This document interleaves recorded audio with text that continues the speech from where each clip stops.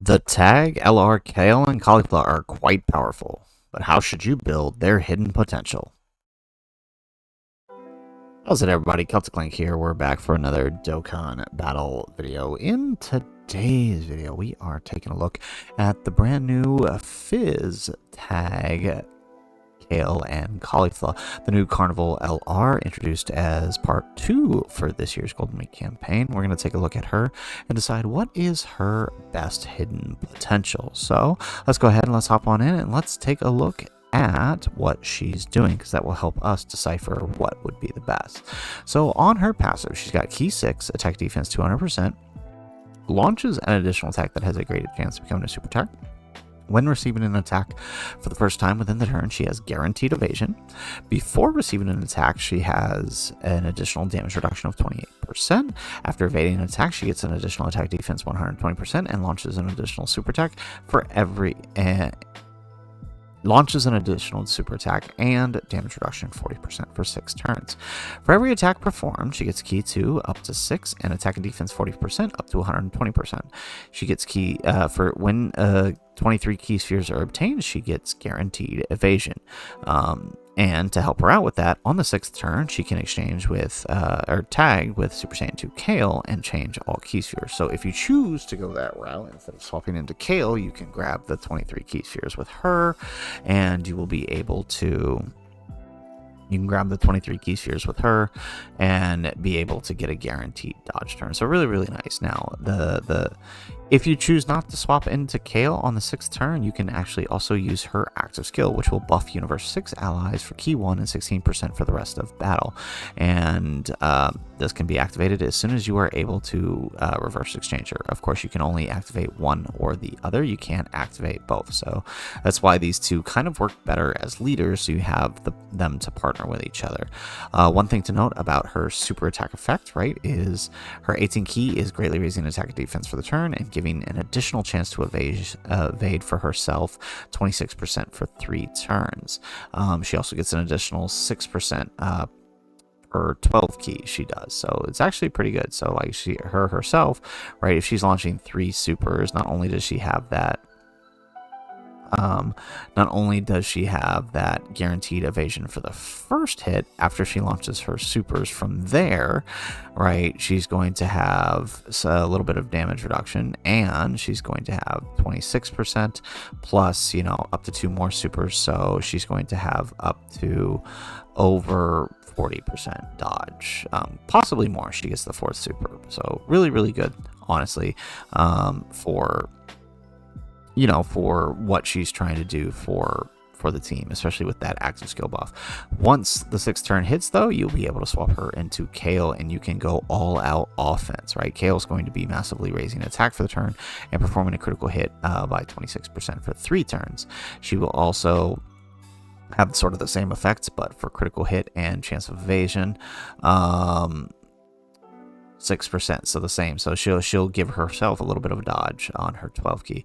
Another nice thing about Kale is once you switch into Kale, you can get attack and defense 200%, guaranteed guard, guaranteed crits on the first turn, plus whatever she's adding on once she does her super attack.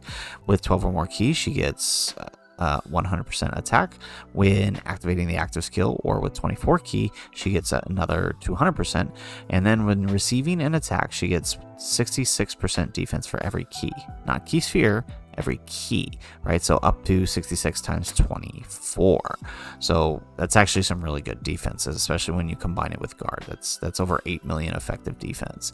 Then with 6 or more key spheres, she gets guaranteed 2 additional super attacks, and with 23 or more key spheres, she gets guaranteed additional 2 super attacks. So she could possibly do 4, 5, and 6 plus her active skill.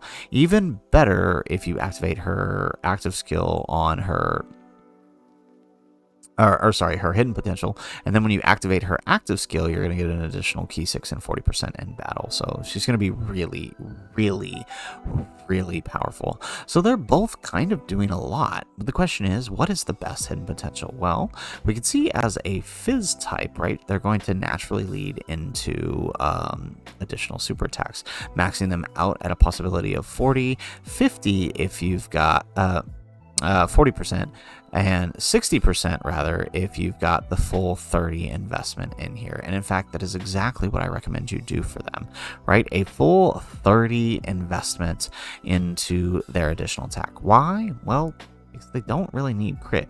Caulifla is going to get a little bit of crit on her through her is going to get a little bit of crit on her through her passive, or through her super attack effects rather.